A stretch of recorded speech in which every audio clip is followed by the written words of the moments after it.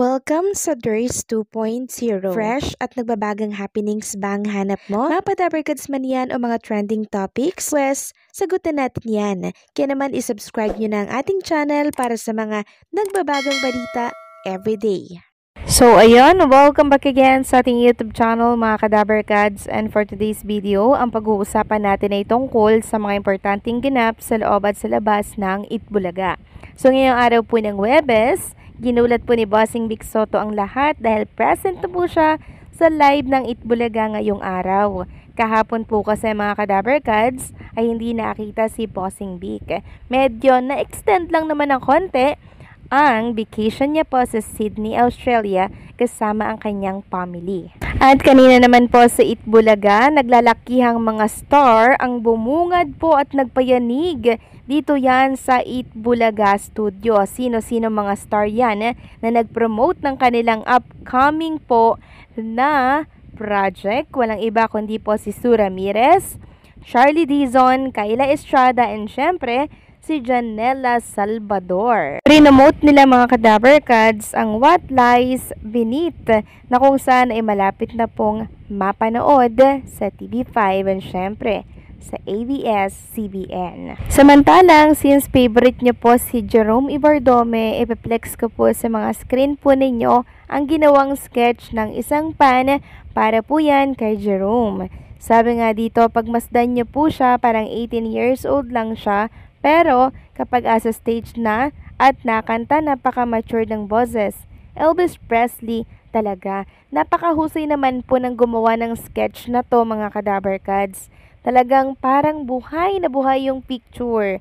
Hindi po halatang in-sketch lang or drawing lang. Parang totoong picture siya mga Kadabarkads. And speaking of Jerome Ibardome, inilabas pong muli ni Mr. Ramon Jacinto ang video po ni Jerome at nireshare naman ito ng RJ Bistro. Sabi dito, magaling na ba kami? Here's RJ teaching Jerome Ibardome an LB song on the guitar. So malapit na po yung kanyang magiging concert by October 21 yan mga Kadabarkads ha. Sa mga gusto pong mag-inquire ng ticket, pwede nyo pong i-PM ang mismong RJ Bistro po na page. So marami pong makakasama dito ni Jerome Ibardome kasi ito po ay parang mga Legends Night. Makakasama niya dito yung iba pang mga clones ata ni Jerome Ibardome. Tuesday yan 8 PM October 21. Two show po ito mga Kadabarkads.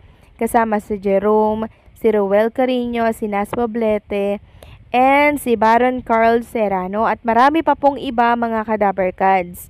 So ito ay magiging big event for Jerome Ibardome. Legends Night kung tawagin. Samantalang kanina naman mga Kadabarkads, inilabas po ng TVJ ang mga picture nila kuha po dito sa naging show nila sa Sydney, Australia. Pero marami pong nakapansin na black and white lamang po ang naturang picture. Marami po ang nagtatanong bakit black and white?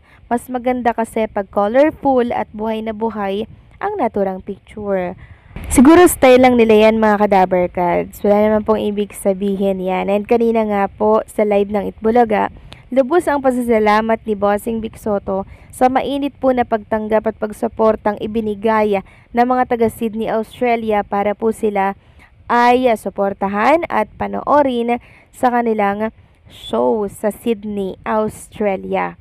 At alam nyo, meron po nag-i-issue na bakit daw kokonti lang po yung tao dito po sa Sydney, Australia. Ang dami-dami nga pong tao mga Kadabarkads. Para nga pong naging piyestahan mga Kadabarkads Sa dami ng tao, halos hindi na po magkanda umayaw yung mga yun. And yung mga nagsasabi niyan, siguro hindi po nila napanood yung mismong naging show ng Itbulaga.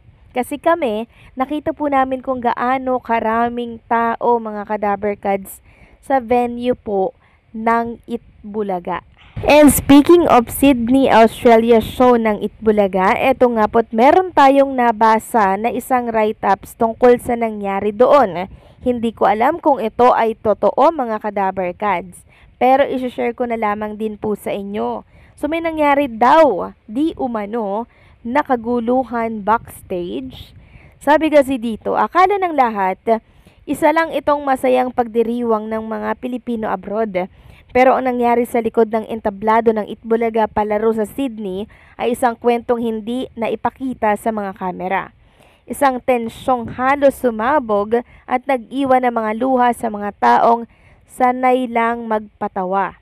Umagang-umaga pa lang puno na ang paligid ng Olympic Park ng mga Pilipinong sabik makita ang kanilang mga idolo. May mga bitbit na bandila, may hawak na mga placard ng Tito Vic and Joey Forever, at may mga batang sumisigaw ng Dabber Cats habang umiiyak sa tuwa sa entablado. Tila walang problema, lahat ng host mula sa mga veterano hanggang sa bagong henerasyon ay nakangiti, sumasayaw at sumisigaw ng pamosong EB Dabber Cats. Ngunit ayon sa mga nasa likod ng eksena, ilang oras bago magsimula may mabigat ng hangin sa backstage. Tahimik ang ilan, may umiwas sa grupo, may mga bulungan na wag na muna nating palakihin. Isang insider ang nagsabi, sa rehearsal pa lang ramdam na ang lamig ng tinginan. Parang may hindi pagkakaunawaan na pilit itinatago sa mga ngiti. Habang umaandar ang programa sa gitna ng mga palarong puno ng tawanan, may ilang stop ang napansin may isang host na biglang nawala sa likod ng entablado. Ilang sandali bumalik ang musika pero iba na ang timpla. May mga mata na hindi nakasing sigla, mga ngiting pilit na lang para sa kamera. Akala namin pagod lang pero iba parang may nasabi o may nangyari na mabigat. Kwento ng isang crew na naroon mismo. Ang mga fans sa crowd walang kaalam-alam, tuloy ang saya, tuloy ang tawanan, pero sa loob ng production tent may mga staff na takot lumapit. May mga sumubok mag-ayos ng script pero may tinig na sumigaw. Hindi ito sa script. Bakit mo ginagawa to rito? Isang video raw ang sandaling iyon ang halos kumalat online. Isang malabong clip, ilang segundo lang pero sapat para pag-usapan ng buong social media. May boses na babae umiiyak at isang lalaking tila pinipigilang magsalita bago pa man tuluyang mag-viral.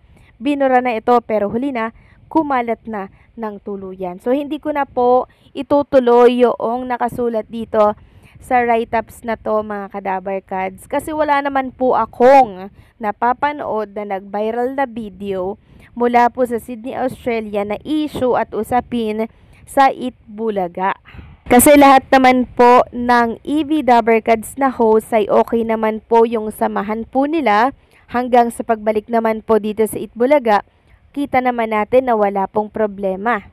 I'm not sure mga Kadaber Cats kung totoong may nangyari pong kaguluhan backstage po ng show ng Sydney, Australia. Kung sino man pong Dabber Cats ang nakapanood sa Sydney, Australia at nakita po ang pangyayaring ito, please let me know kung may katotohanan ba ang kumakalat na write-ups na to sa mundo ng social media. So anong say nyo dito mga Kadaber Cats? Please comment down below.